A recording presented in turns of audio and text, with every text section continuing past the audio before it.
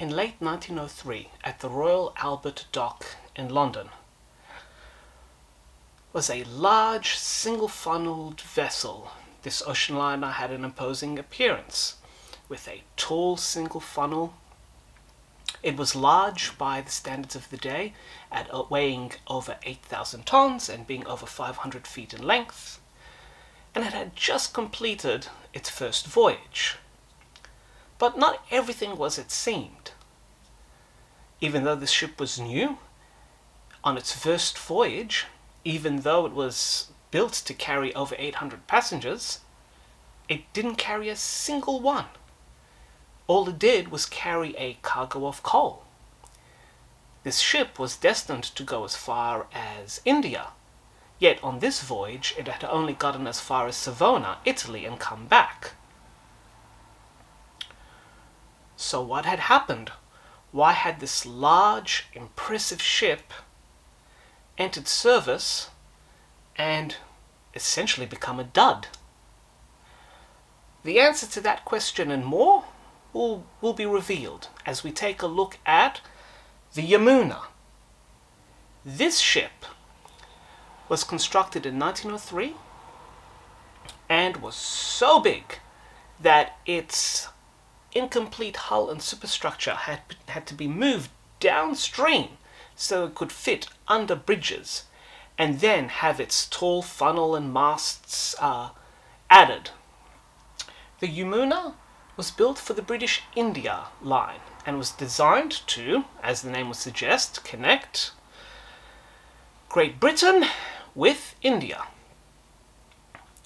Its imposing specifications are as follows. Weighing 8,831 gross tons, with a length of 510 feet, a width of 59 feet, and a draft of 22 feet. This ship could carry 100 first-class passengers, 48 second-class passengers, 800 deck passengers, all served by 124 crew members. Importantly, this ship cost £114,900 to build. So what happened? It turns out that in between the ship's construction and as it was about to enter service, there was a change in the way ships were charged transiting the Suez Canal. And apparently this change in fee structure meant that this particular ship and the way that it was meant to be originally operated suddenly became uneconomic. Even with a full passenger load and a full cargo load, it could not just generate a profit. Other books and earlier sources say that this ship was just too big for its original run, but if you look deeper, this ship never did its original run to begin with. And so as an initial way of mitigating costs, and probably to buy time to figure out what on earth to do with this large ship that was now suddenly uneconomical to operate, the Board of British India sent the ship off on a single cargo-only voyage to Slavonia in Italy, whereby it discharged its full cargo of coal and returned to London, where it was docked, awaiting an uncertain future. A saviour did arrive for this ship. It was the Cunard line. The board swept in, saw that this large ship was pretty much open for any bidders, and in what must be one of the most unusual purchases ever, they bought this brand new ship for £177,000. So even though the ship was new and technically used, British India still made a substantial profit of at least £60,000 on this ship. Why did Cunard need this ship? They had just signed a contract with the Hungarian government to transport migrants to the United States, and they needed ships very quickly. And the Yamuna, with its rather substantial hold capacity, was perfect. So the Yamuna was taken in hand and was substantially refitted, gone with the British India Line colours, and replaced with the more familiar, particularly those more familiar with North Atlantic steamers, with the Cunard Line colours and white coloured superstructure.